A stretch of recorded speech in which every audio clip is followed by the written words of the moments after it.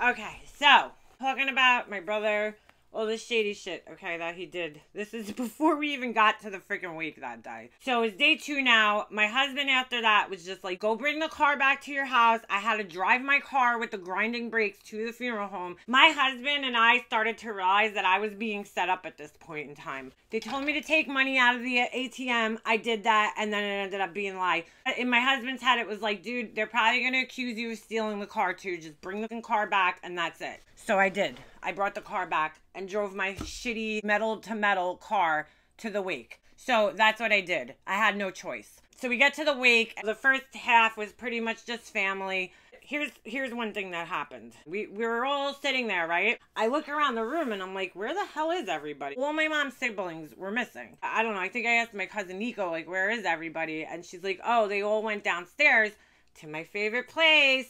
The Showroom of Death. They all went down there to pick out the little urns that was my idea for them to get. So I look and I see my grandmother still sitting upstairs, and I'm like, nobody thought to bring my grandmother downstairs to get her thing. It's always me, me, me, me, me, me, me, me, me, me. These people are so fucked. I can't even tell you guys. So I grabbed my grandmother, I walked her down the steps, and as soon as I got down there, you know, my Aunt Debbie and my Aunt Betty are like, Mommy, oh, come on, Mommy, come on. They're all like mad that I made her walk downstairs. They treat my grandmother like she's a Fabergé egg. And at this point in time, she was still like in pretty good shape and able to do things. They had to make it like, oh, Leanna's wrong for making Mommy walk down the steps. The whole reason I even thought of this whole idea was because one of the little urns I saw, I looked at it and it was so funny because I was like, oh my God, Nana would love that one because it would match perfectly with her apartment. My Nana has a lot of tchotchkes. This one would match. Nana's going to pick this one. And sure enough, she did pick the one that I thought she was going to pick.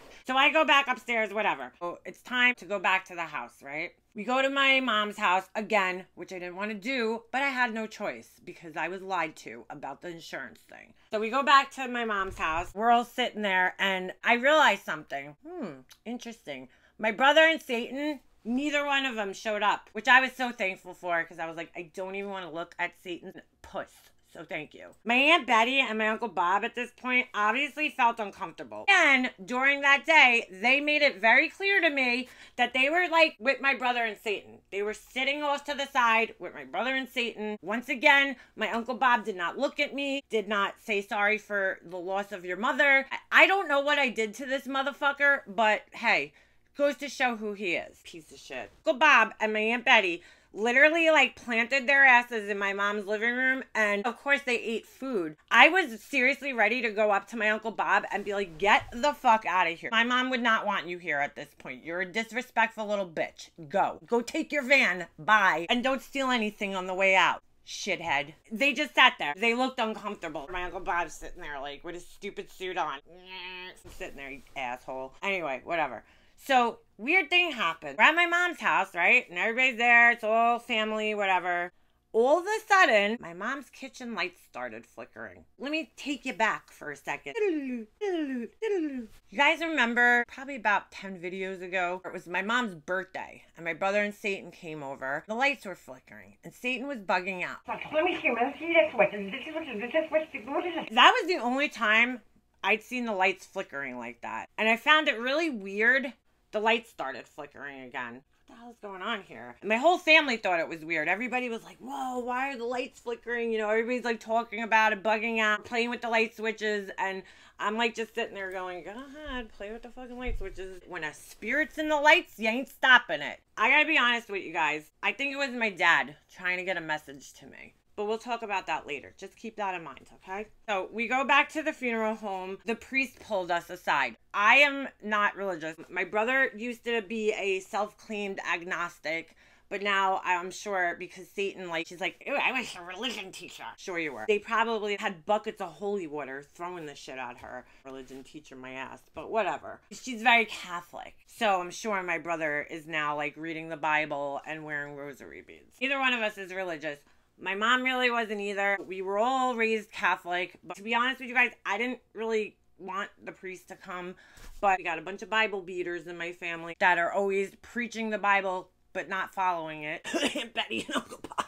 So, you know, I said, you know, my mom's family would appreciate the priest. So we had a priest there, right? We sat in the office with this guy for like a good half hour, and he's asking all questions about my mom. What is she into? What does she do? Tell me about her. I had to sit in this office, this little tiny office with this priest and my brother, and have a conversation about my mom. It was like so goddamn clear that we were like not cool with each other at this point. Another thing that happened that day. Again, it's a week. People from your past show up. In the years prior, some of my brother's friends actually reached out to me, some of his old friends, and they asked me what was up with him because they had either messaged him or tried to get in contact with him in some way. At least 2 or 3 friends of his that reached out to me and was like, how come your brother doesn't answer messages? Or they tried to make plans with him and they never heard back from him. Because, you know, he's not allowed to have friends. God forbid. If they're not approved by Satan, unless they kiss her ass, my brother's not going to be seeing these people. One of his oldest friends that he had known since he was in elementary school, he was one of the people that contacted me. This kid spent so much time at my house. He used to sleep over all the time, and him and my brother were really good friends for a long time. So he showed up with his girlfriend, right? And I hadn't seen him in a really long time. And he shows up and he comes up to me. And at this point in time, I'm a zombie. I'm just like, ugh. I was done. I didn't want to talk anymore. I was just done, you know? So I was just kind of like in this state of, I guess, shock. I couldn't even really talk.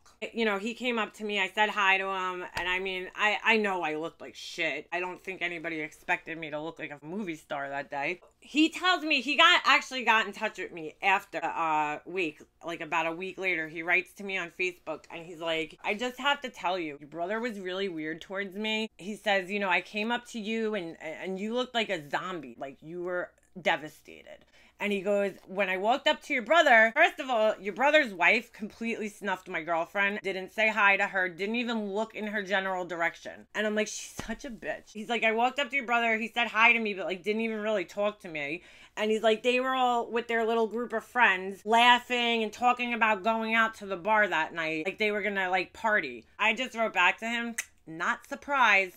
Just had to add that little note in. Okay, all right. So the funeral director comes up and it was time for the priest to come out. So I put my grandmother in the big chair, 2 big chairs in the front. So my grandmother sat in one chair, I sat in the other chair, my brother sat on the other side of her, my husband sat on the other side of me. I think there was no more chairs left after that. And of course, my Aunt Betty has to go push a little chair over for Satan so she could sit next to us. Whatever. We sat there and this priest was, hope this doesn't offend anybody, but this priest was horrible. You know what they do. They tell you all these like Bible stories, but like I was just sitting there. First of all, I had really bad anxiety. I felt like I was gonna pass out for some reason. I was trying to listen to him, but like nothing was computing. The whole time I was just sitting in my head going, how the fuck does this relate to my mom? Whatever he used, it didn't relate to my mom. He did not mention one thing about my mom. I mean, we sat there for a half hour and talked about my mom to this guy, and he didn't even say anything about her. I don't think he was a priest. He was probably like a preacher. I don't know. A minister, maybe? I don't know. I forget what they call him. I don't know. That goes to show I do not go to church. He did his whole thing. Now, earlier in the day, I told him that I had written a little something, which was horrible, but I wanted to read it, right? We're sitting there, and this guy like went on for like a half hour. I was like, oh my God, this is getting a little lengthy. All of a sudden, he just ends it and walks out of the room. People just started getting up. I'm like, okay, I'm not gonna jump up right now and be like, hey, everybody sit down and start screaming. So I was like, great. I didn't end up even reading anything for my mom. I'm still upset about it. I really am, because she really deserved a proper send-off. It just pisses me off so bad. She deserved to be eulogized and appreciated. Nobody said anything about her. I've never been to any wake before where the priest didn't say, would anybody else have something to say? This guy just walked away. Mic drop. Bye. So mad about it. To be honest with you guys, I plan on doing a video one day and eulogizing my mom. Maybe on the anniversary of her death this year, because she deserves it. Somebody to say some nice shit about her, because she was an amazing person. So that happened, right? Night's winding down, okay? Everybody's leaving. I look around the room and I'm starting to get bad anxiety and everything. And I realized there was a lot of mass cards there. So I started going around the room and collecting all the mass cards. You know how they have those little like hand things I hold them. They were all filled. So I walked around the room and I started collecting all the mask cards, okay? Like my dad, not as many people came or sent things, but my mom, she was loved. Let me tell you guys. The one good thing about those nights was that I heard some amazing stories about my mom and just what a good person she was. Even my uncle, you know, just telling me how smart my mom was and how, you know, my mom's oldest brother, he was probably one of the only ones that really said something really nice about my mom. He was like, her mom was amazing and she was so smart. It's just nice to hear all these positive stories about her by people that truly, truly appreciated her the way I did. It was nice to hear all those stories. Even months after, people wrote to me on Facebook and I'm just like, wow. I knew my mom, like I always knew she was an amazing person, but to hear these stories afterwards and hear how much she touched people's lives, that is incredible. And I wish she knew that. So many different people that she used to work with told me, Mom helped me through this. I'm getting chills right now just thinking about it. She helped people. She listened to people. She cared about people. Even in my family, like if one of my cousins was down or whatever, my mom was always the one to sit down. If she saw somebody sitting by themselves, like I try to be like that too. And because I saw her doing it my whole life, I saw her caring for other people and listening to other people and relating with other people. I love that about her, and it was so nice to hear those stories. So, hold on a second. It was just really nice to hear those stories about her. And anyway, so I went and I took all the prayer cards and everything. I walked around. I hand them all to my husband and I tell him, do not let go of these. Please put them in your car. When we had done the funeral arrangements, I told my brother to order blank thank you cards because I wanted to write a nice message to everybody.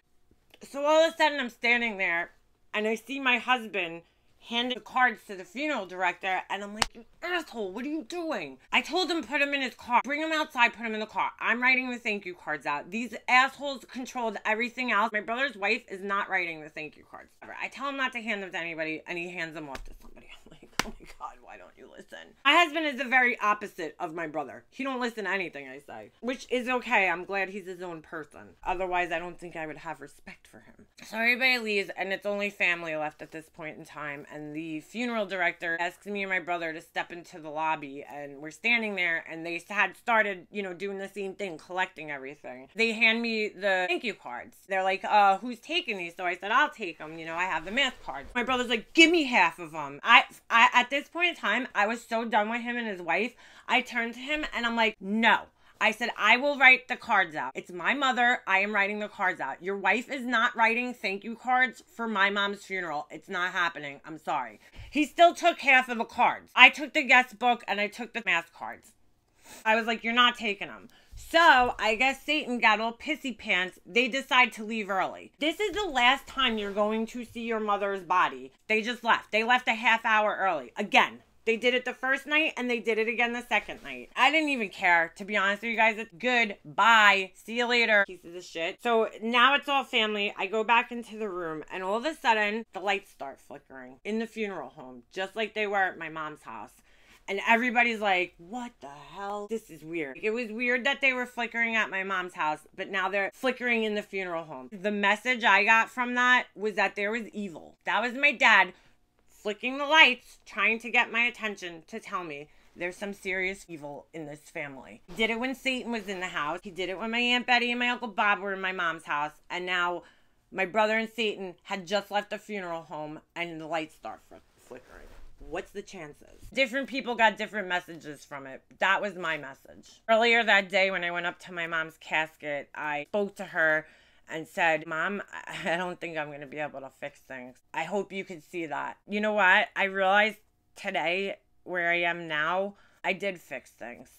I fixed them in the way that they were right to me. I suddenly started getting haters coming out of the woodworks, making comments about these videos. Very coincidentally, around the same time my family discovered them. Some of the people would be like, what would your mom say if they knew what you were doing and blah, blah, blah. At this point in time, after all the shit I went through and the way I was treated by my family, my brother, my aunts, everybody, the whole family, except my cousin Nico, I think my mom would say, do what you gotta do, Liana. Do what you gotta do. These people were not there for the conversations that me and my mom had. They don't know what we talked about. They don't know what our private conversations consisted of. They don't know how my mom felt about her family. I know how my mom felt. I know what they did to her. I know how she felt about what they did to her. My mom knew that my relationship with her family, with some of the people in her family, was deteriorating. She knew this was happening. It wasn't a secret. And I want to show you guys this. This is something that my mom sent to me about, I don't know, a week before she went into the hospital. She texted this to me and she goes, "Don't you just love this?" And I'm going to read it to you guys. One morning she woke up different, done with trying to figure out who was with her, against her, or walking down the middle, because they didn't have the guts to pick a side. She was done with anything that didn't bring her peace. She realized that opinions were a dime a dozen. Validation was for parking, and loyalty wasn't a word, but a lifestyle. It was this day that her life changed. And not because of a man or a job, but because she realized that life is way too short to leave the key to your happiness in someone else's pocket. It makes me very sad that she felt that way, but that's how she felt. She was just so tired of the way her family was treating her, the way that my brother was treating her. She was just sick of it. My mom had said to me several times over the last 3 years of her life, right up until she died, that she was done with her family. I guess she was starting to come to the same realization that I was coming to, that these people are just full of shit. They don't practice what they preach. If you don't go along with them, you're shunned. My mom always encouraged me to be a free thinker, and I'm okay without these people. I'm okay. I'll see comments like people saying, "Deanna, I hope one day you can mend things with your family." I don't want to mend things with these people. I chose to not talk to them. I tried, and I know that, and I could rest my head at night knowing that I tried. How they feel, whether they have a conscience or not, I don't know. So it was time to say goodbye to my mom for the final time that night, and it was hard. The real emotional goodbye for me was that night, the night before she died. Death changes you, and you start to look at things differently. And to me, that body in the casket, yes, it was my mom. It looked like her, but that wasn't my mom. My mom was now in here. She's in my heart. She's not this body. She's a spirit now, I'm not religious, but I'm spiritual. And I do believe that when people die, and you communicate with them in different ways. And as you guys will see as I continue this story, I got a lot of really awesome signs and communications that could only be explained as my mom and dad looking after me. They helped me a lot. I wanted to be the last person out of that funeral home that night. My brother left. I didn't even see them saying goodbye. They just left. The funeral director, was like, "Would you like the jewelry back?" I gave the funeral home my dad's ring and my mom's wedding band, to where Satan insists that we put a fucking thing like this from the baby on her. Once again, the show. That's part of the show. My mom had no relationship with their kid. It's not like my mom saw that kid really. In the year and a half that she was born, maybe saw her 10, 20 times. My mom saw this kid in the hospital more than she had ever seen her when she was home. And it's like you had to put this big stupid thing. This isn't the actual one. Theirs was blue. Do we really need this on top of her in her casket? She's laying in the casket with this fucking stupid thing on her hand. My mom didn't even have a relationship like that with the kid. I'm not saying my mom didn't love their kids. She loved both of her grandchildren equally. But did you really need to put that on top of her body? Throw it in the casket. I threw something from my son. I don't even remember what it was. But it was in the back of the casket. You put the fucking thing right on top of her. It was whatever. So my mom had the necklace on. So the funeral home asked me if I wanted it back. And of course I did. It's my dad's wedding band. The necklace meant a lot to me because I knew how much it meant to her. Now at this point, it was something that was symbolic of both of my parents. It was my dad's wedding band. It was a symbol of their marriage and my family. And my mom wore it every day almost, so I really wanted it back. So they gave it back to me. Before everybody in my family left, we all grabbed roses. So This was my rose. The light is kind of messing this up. But that was the rose I grabbed from the arrangement that was on her. I sprayed it with hairspray, and it's in this kind of Beauty and the Beast thing I bought from like IKEA. I actually put that on the shelf, I think. Oops. So yeah, so I still have that as a reminder of her. You know, everybody grabbed a rose. Everybody was standing there crying, and my whole family was there, you know, my cousins and my aunts. And I knew once I left that room, I wasn't going to talk to pretty much anybody except my cousin Nico. I knew also that things were going to get ugly after this. So I was the last one out of the room that night. I went home that night, and it was just like, wow. Wow. I'm going to end this one here. Come back in the next one.